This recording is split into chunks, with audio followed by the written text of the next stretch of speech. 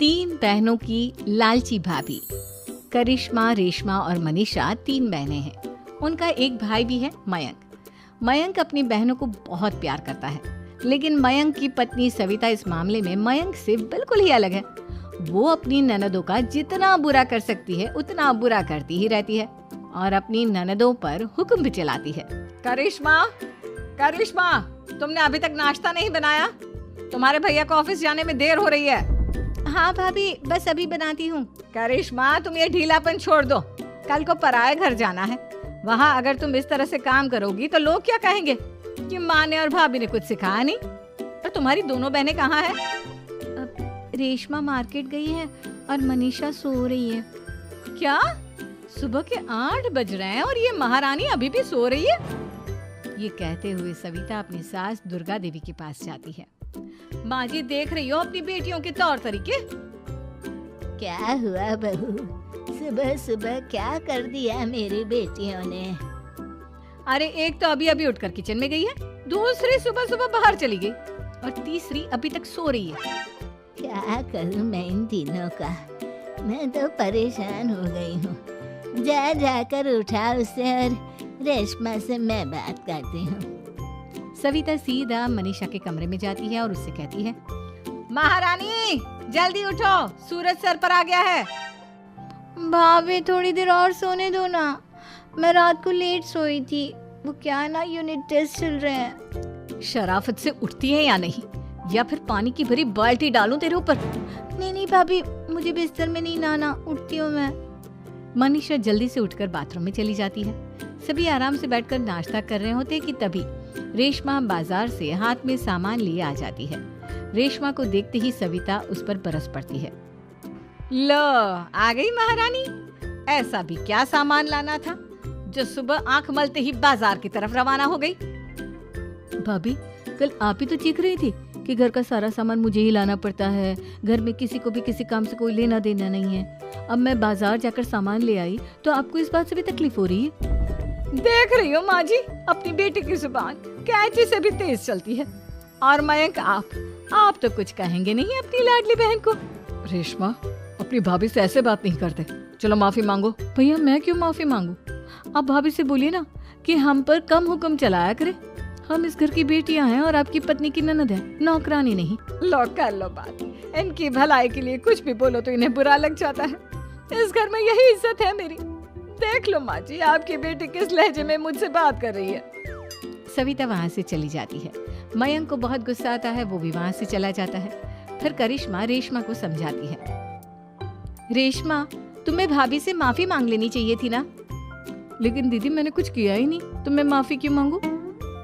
हाँ करिश्मा दीदी, रेशमा दीदी जैसे ही घर में आई भाभी ही उन पर चिल्ला रही थी। हाँ, मैं मानती हूँ कि गलती भाभी की थी। मैं तो इसलिए बोल रही हूँ कि भाभी ने माँ को तो पूरी तरह अपने वश में कर लिया है। वो हमारी बात सुनती ही नहीं। मयंक भैया हमारे लिए हमेशा खड़े रहते हैं, इसलिए उनकी बात का मान तो तुम्हें रखना चाहिए था ना। कोई फायदा नहीं दीदी, कुछ दिनों की बात और है, भाभी उन्हें भी हमारे खिलाफ भड़का देंगी। फिर वो भी माँ की तरह हमारी किसी बात का विश्वास नहीं करेंगे। इसी तरह सविता अपनी तीनों ननदों को किसी न किसी बात पर परेशान करती रहती थी। एक दिन मयंक अपनी तीनों बहनों के लिए गिफ्ट लाया। करिश्मा, ये तुम्हारे लिए हार का सेट। रेशमा, तुम्हारे लिए सुंदर सी ड्रेस। और मनीषा, तुम्हें किताबें पसंद है ना, तुम्हारे लिए किताबें लाया हूँ। थैंक यू भैया। थैंक यू भैया। थैंक यू भैया। करिश्मा, तुम्हारा नेकलेस कितना सुंदर है। ये भैया कहाँ से ले आए होंगे? मैंने भैया को 3 दिन पहले फोन पर ये डिजाइन दिखाया था और आज भैया ये ले आए। सविता तो अपनी ननदों के गिफ्ट्स देखकर जल गई और करिश्मा का नेकलेस तो उसे भी बहुत पसंद आया था। अपनी बहनों के लिए कितना अच्छा नेकलेस लेकर आए हैं, मुझे कभी कोई गिफ्ट नहीं दिया। मैं आज ही ये हार चुरा लूंगी। रात में सविता करिश्मा का हार चुरा लेती है और इसी तरह उसे अपनी ननदों की जो भी चीज अच्छी लगती वो उसे मांगती नहीं, बल्कि रात के अंधेरे में चुरा लेती। इसी तरह दिन बीतते गए और सविता ने मयंक के दिल में भी उसकी बहनों के लिए नफरत पैदा कर दी। एक दिन मयंक ने करिश्मा और रेशमा के लिए रिश्ता देखा और ये बात उसने घर में सबको बताई। माँ, करिश्मा और रेशमा के लिए बहुत अच्छा रिश्ता आया है। वो लोग कल इन्हें देखने आ रहे हैं। आप और सविता मिलकर सारी तैयारी कर लेना। ये सुनकर करिश्मा और रेशमा खुश हो जाती हैं, लेकिन सविता सोचती है, अगर इन दोनों बहनों की शादी हो गई तो घर और बाहर का काम कौन करेगा? मनीषा तो एक नंबर की कामचोर है, उससे तो किसी बात की उम्मीद लगाना ही बेकार है। मुझे इस शादी को रोकना होगा। अगले दिन सभी लड़के वालों के स्वागत की तैयारी करने में लगे होते हैं। तभी मयंक अपनी बहनों से आकर कहता है, तैयार हो गई तुम दोनों? देखो दोनों लड़के बहुत अच्छे हैं, मैं कोई कसर नहीं छोड़ना चाहता, इसलिए तुम उनके सामने अच्छे से बिहेव करना और अपनी भाभी से लड़ने मत लग जाना। करिश्मा, तुम वो नेकलेस पहन लो ना जो मैं तुम्हारे लिए लाया था। भैया मैं बहुत देर से वो नेकलेस ढूंढ रही हूँ, लेकिन मुझे मिल ही नहीं रहा। क्या तुमने नेकलेस खो दिया? तुम्हें पता भी है वो कितना महंगा था? तुम कोई काम ढंग से नहीं कर सकती। मयंक गुस्से में वहां से चला जाता है। थोड़ी देर बाद लड़के वाले भी आ जाते हैं। वो दोनों बहनों को पसंद कर लेते हैं और रिश्ता पक्का हो जाता है। लेकिन सविता के दिमाग में तो कुछ और ही खिचड़ी पक रही थी। वो पंडित जी के पास करिश्मा की कुंडली लेकर जाती है और उन्हें पैसे देकर करिश्मा की कुंडली बदलवा देती है। जब लड़के वालों के पास करिश्मा की कुंडली जाती है तो वो दुर्गा को फोन करते हैं। बहन जी, हमने करिश्मा की कुंडली अपने पंडित जी को दिखाई थी। आपकी बेटी की कुंडली नहीं बल्कि दोषों का पिटारा है। देखिए, मैं और मेरे पति इन सब बातों में बहुत विश्वास करते हैं, इसलिए हम आपकी बेटी से अपने बेटे की शादी नहीं करा सकते। इस तरह करिश्मा का रिश्ता टूट जाता है और सभी घर वालों को बहुत दुख होता है।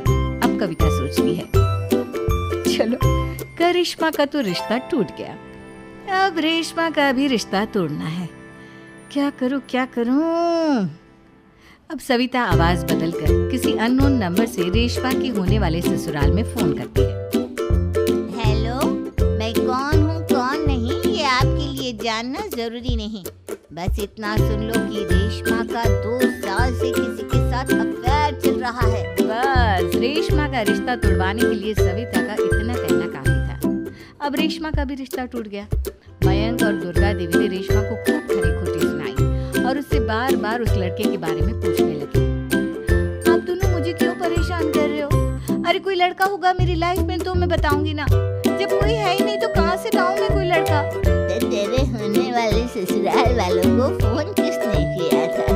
माँ मैं नहीं जानती किसने फोन किया था, मैं सच कह रही हूँ। मैं तो पहले ही कह रही थी इसकी लगाम खींच कर रखो, लेकिन मेरी सुनता ही कौन है। आप चुप रहिए भाभी, ये सब आपका ही किया धरा है। अब तीनों बहनों को विश्वास हो जाता है कि ये सब उनकी भाभी ही कर रही है। तीनों बहनें अपनी भाभी को सबक सिखाने के लिए एक वकील कर लेती हैं और घर में हिस्सा मांगती। देखो भैया, माँ बाप की जायदाद में जितना बेटों का हक होता है उतना ही बेटियों का, इसलिए इस घर के 4 हिस्से होंगे और हमें अपना हिस्सा चाहिए। मैंने तुम्हारे लिए क्या क्या नहीं किया और तुम इस घर में हिस्सा मांग रही हो? भैया, आप और माँ हम बहनों की कोई बात नहीं सुनती हो और भाभी हमारी शादी नहीं होने देगी, क्योंकि उन्हें लगता है कि आप हमारी शादी में ज्यादा पैसा लगाओगे और उन्हें हम जैसी फ्री की नौकरानी कहाँ मिलेगी। तो हम भाभी के साथ तो रह नहीं सकते, हम बहनों को अपना हिस्सा चाहिए। अरे तुम्हें शर्म आनी चाहिए अपनी भाभी पर ऐसा इल्जाम लगाते हुए। वो तुम्हारे बारे में कितना सोचती है। हाँ माँ, भाभी हमारे बारे में बहुत सोचती है। दिन रात बस यही सोचती रहती है कि किस तरह से अपनी तीनों ननदों को परेशान करूं, और कभी मुझे पढ़ने भी नहीं देती। दोनों बहनों का रिश्ता भी तो इन्होंने ही तोड़वाया है और रात में हमारे कमरे में आकर हमारी चीजें भी चुराती हैं। इसी तरह सविता की तीनों ननदें अपनी बात पर अड़ी रही। अब कोर्ट में तारीख भी शुरू हो गई।